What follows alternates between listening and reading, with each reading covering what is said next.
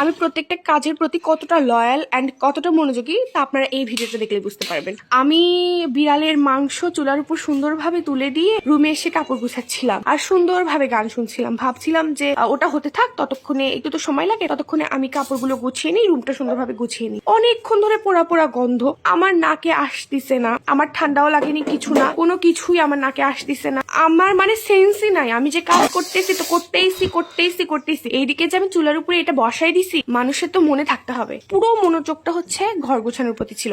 হঠাৎ করে দেখি একদম চূড়ান্ত লেভেলের ধোঁয়া, সম্পূর্ণ বাসা ধোঁয়ায় ধোঁয়াময় হয়ে গেছে। তখন এসে আমার সেন্স ফিরছে, আল্লাহ আমি তো চুলার উপরে মাংস দিয়ে আসছিলাম, দেন গিয়ে নামাইলাম। এখন আমার মা আর আমার জামাইয়ের কাছে আমার আকুল নিবেদন, যেহেতু কেউ কাছে নেই, কেউ যেন এই ভিডিওটা দেখে আমাকে ফোন করে গালাগালি দিও না বা বাড়িতে ফিরে আমাকে বকাবকি করো না। আমি যে বেঁচে আছি, কোনো যে দুর্ঘটনা হয়নি, এই তো তোমাদের সাত পুরুষের কপাল। আচ্ছা মানলাম আমি না হয় কাজে ব্যস্ত ছিলাম বা সবকিছুই মানলাম, আমি না হয় টের পাইনি, আমারই দোষ, সম্পূর্ণ দোষটা আমার। কিন্তু এই যে ফ্লাবি, এই ক্যাটটা সারা বাড়ি সহ মানে সুন্দরভাবে ঘুরে বেড়াচ্ছে কেন রে?